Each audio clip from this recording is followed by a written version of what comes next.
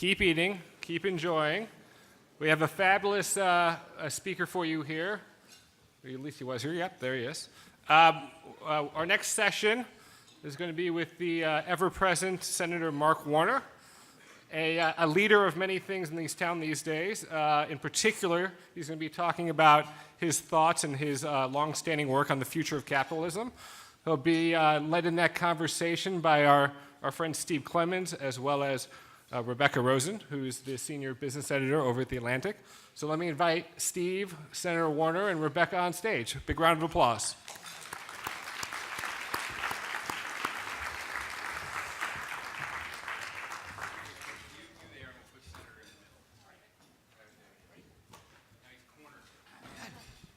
Are we on? There we go. We're on. Hey, wasn't that a great line? You guys all did lunch in 18 minutes. That was really, really awesome, so thank you. Senator, we've been spending the morning talking about a lot of dimensions of what a healthy economy, its components, its stakeholders could look like, everything from tax reform to getting investment. We're trying to kind of cover the gamut. You have been out there quite a bit, a businessman longer than you've been a senator, and said that right now, capitalism is in danger. It's unsustainable in its current form. And I'd love to understand more of what you see are the tectonic dimensions of that argument that you've been making. Well, thank you, Stephen. It's one, it's great to be here. And two, it's really great to talk about something other than Russia. Until tomorrow morning, at least. But stay tuned, it's going to be a wild week, I can promise you on that.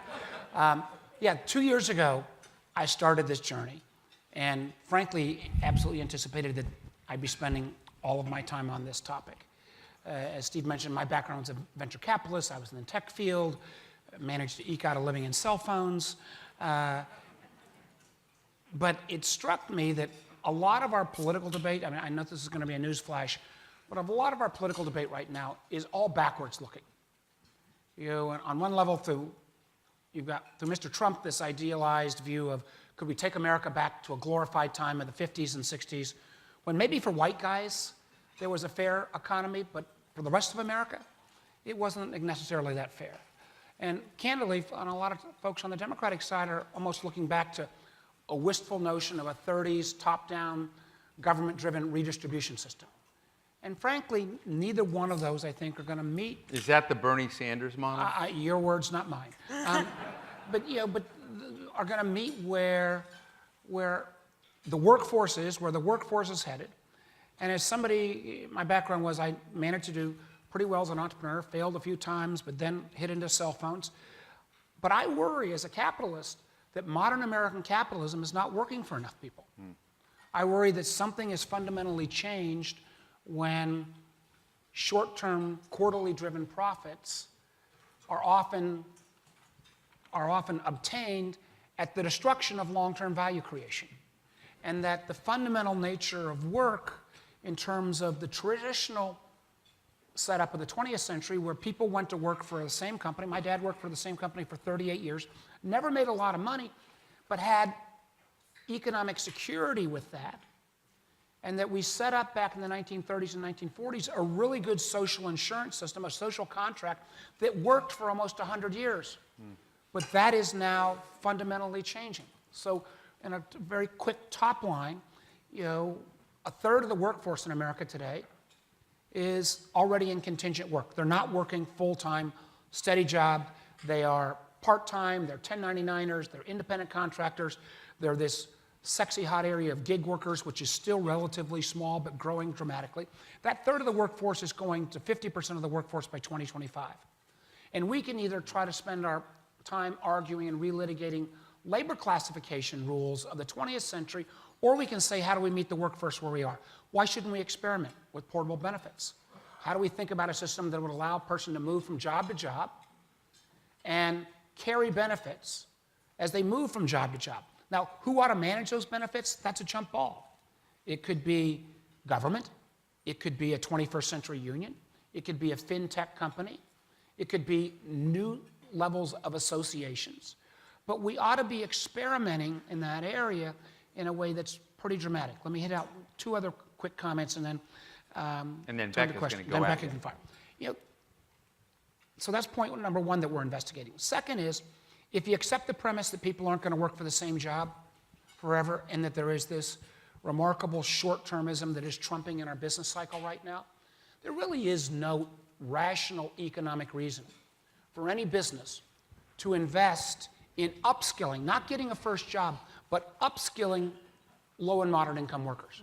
Because by definition, low and moderate income workers are the ones that are going to be most vulnerable to globalization, technology, and that's even before we even start talking about the scary world of AI.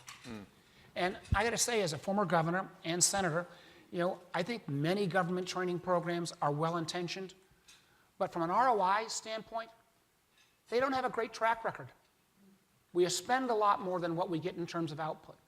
I believe, frankly, that business does a much better job of training up, particularly training up for jobs that actually exist in the economy right now, better oftentimes than government. So could we rethink, in a way, workforce training, not that first job, but that continuing upskilling, because nobody's going to enter the workforce with adequate skills to spend 20 years.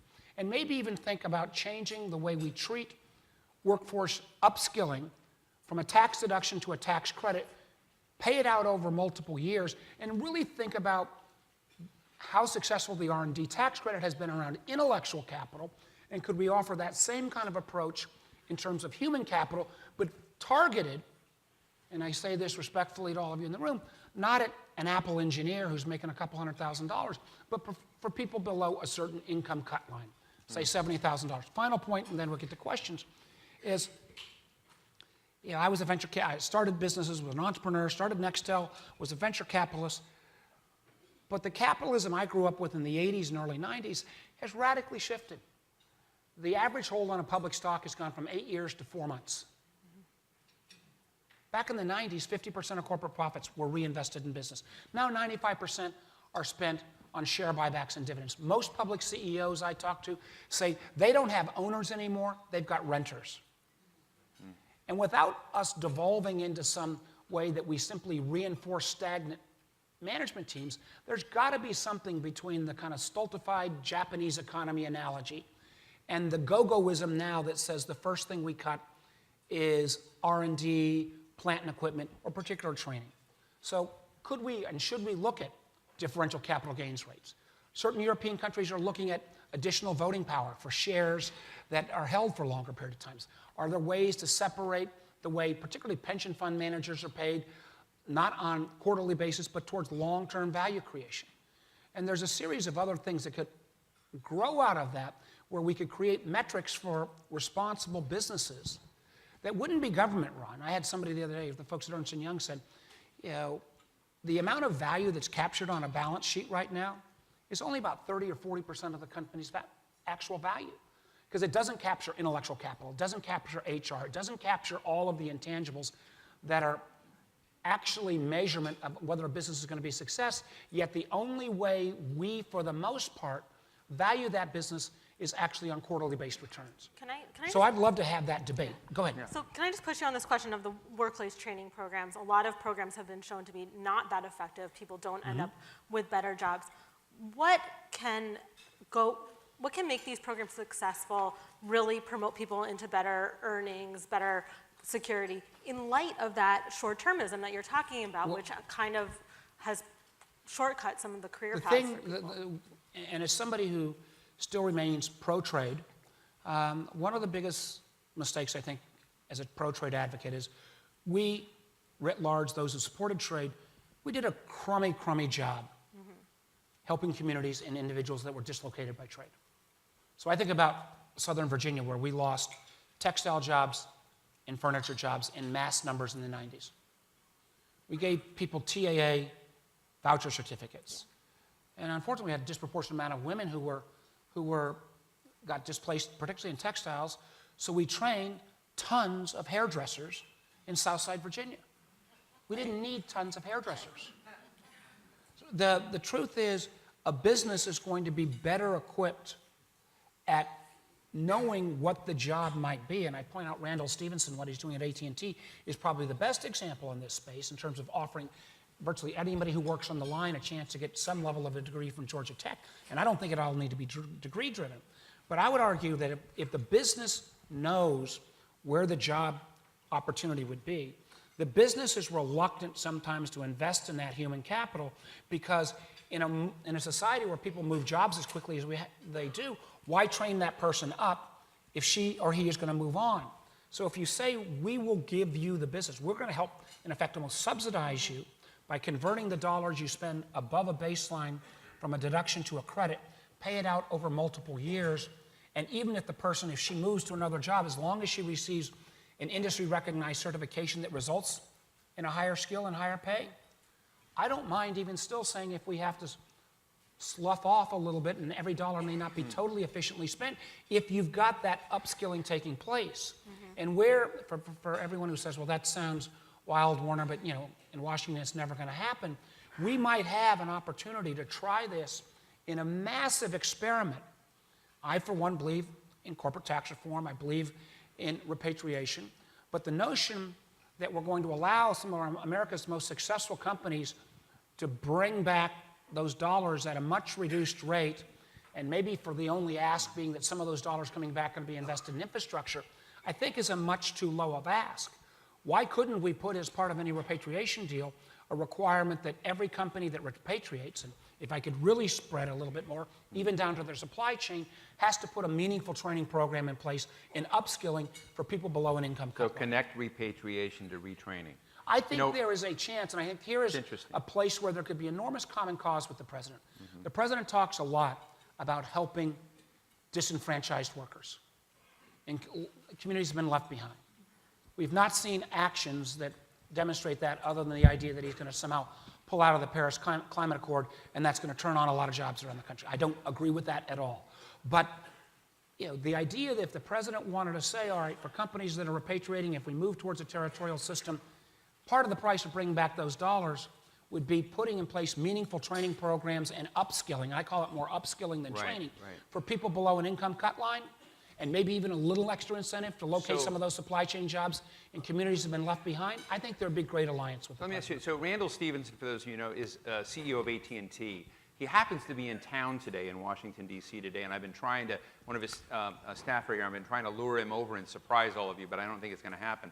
But if he were here, if I give up part of the Russia stuff, I'd ask Randall about his training programs. AT&T invests a huge amount in upskilling its incumbent workforce and doing it. It has something called the Nano Degree, working with Sebastian Thrun and Udacity to create for just anyone, may have had a tough time in their life, to create a basic coding capacity and digital skills capacity that they can come in and come into this.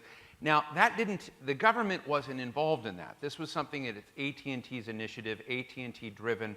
What I'm interested in this question between short-term and long-term behaviors is how much of it are you trying to be a cheerleader to get businesses to behave differently on their own? How much of it requires actual government meddling or government framing? I think you need the moral voice of trying to encourage businesses to have a level of social responsibility. And there is a movement taking place. If you look at pension fund investment and the whole movement around ESG. Could Donald Trump be that moral voice?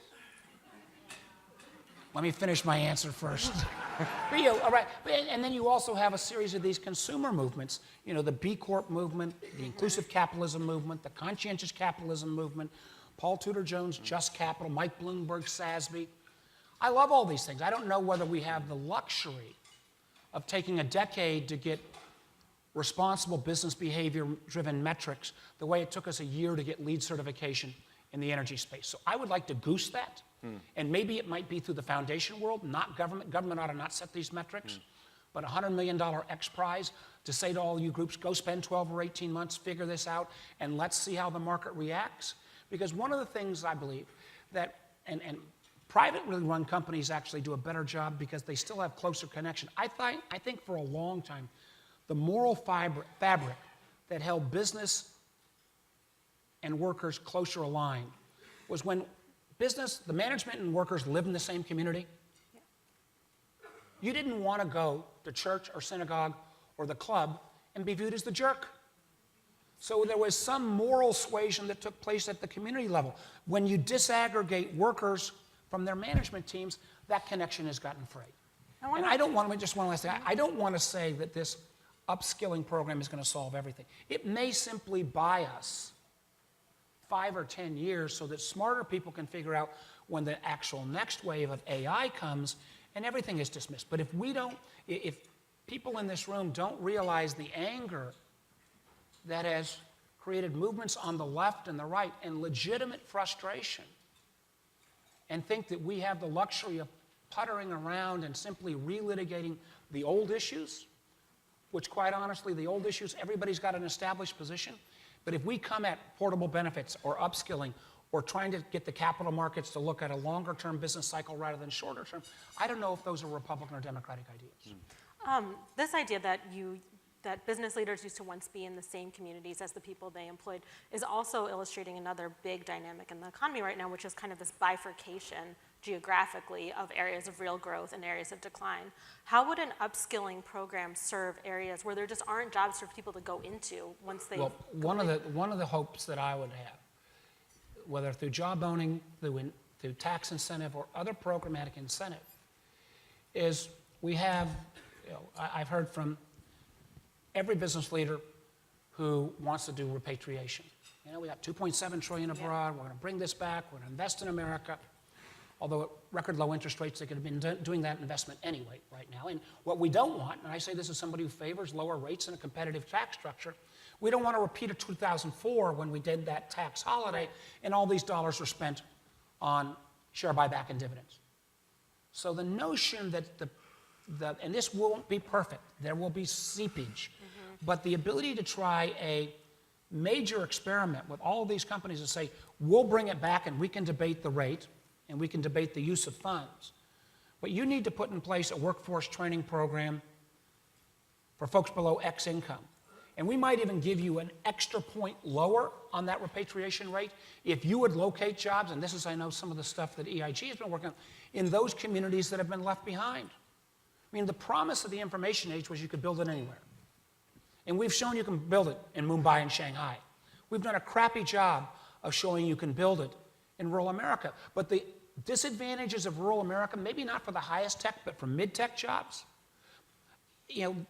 with our energy costs lower, with communications costs lower, with rising labor costs abroad, rural America is much more competitive than it was a decade ago. My best day as governor was when I were able to bring from a tech company that did a lot of work with Virginia, 700 mid-tech jobs to a little town called Lebanon, Virginia, in far southwest Virginia. It has been remarkably successful. These are $60,000 to $100,000 jobs for the most part. They may not be the most successful here in Fairfax County, but in southwest Virginia, these are great jobs.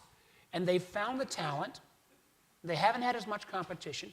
Why we've not seen that model duplicated 100+ times is something that policymakers, and frankly, if you want to be a responsible business leader, you ought to be part of. And if we do repatriation, there ought to be some incentive or prerequisite that some of those, at least those supply chain jobs, end up in those communities. Mark, one of the, I think it was about 2004, I wrote a pair of articles with Robert Gates, who was then president of Texas A&M University, and we'd of course been after 9/11. His worry was that the smart folks around the world who were used to come to the United States, get into U.S. universities, come and build companies in the United States, be part of the entrepreneurship and innovation base. Basically, that America was the brain drain problem for the rest of the world, was coming unplugged, and we needed to worry about that. Now we go far, far ahead, and we have a president who's sort of creating, if not a real wall, a feeling of a wall. And if you look at university enrollments in Canada, in the UK, in France, but mainly, partly the English-speaking Commonwealth countries and whatnot, surging in terms of people who might otherwise have come here. That's also a part of our story of capitalism. Are you worried at all? Absolutely. I take, in my state, in Virginia, in the Commonwealth, our hottest tech area is Northern Virginia. A third of all the company founders are first-generation Americans. I mean, America's secret sauce was always the ability to bring in the world's best talent, and if you adhered to our principles and values, you became an American first generation. I mean, I could move to Egypt tomorrow and live there for the rest of my life. I'd never be Egyptian. I could move to France tomorrow, and even if I could learn to speak the French well, I would never be French. I mean, America is the only place. Now, my Canadian friends and British friends will say they actually are taking that mantle. And the unfortunate thing, Steve, is because they reformed their immigration policies, even those folks who come to America, get those graduate degrees, come out with those ideas, they don't have to go home. They just have to move across the border, or move to the UK, move to Australia. So immigration reform obviously has to be a piece of this. And the president's comments, whether it is on mysterious travel bans that he asked for 90 days, he's had a lot more than 90 days if he wanted to change the processes for some of those countries. Or you don't need a travel ban if he'd fix the vetting while he had the time to do it, right? Right, he's had the time to do it, or the outrageous tweets he made about the London mayor and the aftermath of the tragedy in the UK. This is enormously destructive to how people outside the world view our country, but also people who are students here, and for that matter, obviously Muslim Americans who are saying, are they welcome? So I think the notion here is our system, and whether we call it capitalism, free enterprise, however, and smarter people than I can figure out the terminology, I think it's worth saving and fighting for. But it's not going to be fought for by the same old tired arguments that we're rehashing for the 15th time on health care, existing tax reform, other policies where everybody's established as a Democrat and Republican. If we can't break out of left-right and red-blue and more future-past, America's been its best when it's always future-leaning, regardless of party. Any country, Ronald Reagan was good about this. Ronald Reagan was great about having an America being a future-leaning leader of the world. We've got to get back to that, but part of that will require a new way to address some of these economic challenges. When we've got a third of the workforce going to 50% that has no social insurance, that is a recipe for disaster, because no matter how well you may be doing, you hit a bump in the road and you have nothing underneath you, all you then fall back upon are already strained government relief programs. If we don't acknowledge that people are going to change jobs on a regular basis, and if we don't have an ability, no matter how good you come into that first job, if you're low and moderate income or low and moderate skill, if you don't have a path upwards, you're the first person on the chopping block. And if we can't make a capitalism that actually works for a little longer term, I often get when some of my friends in the finance world say, "Oh, Mark, this is just the market readjusting itself.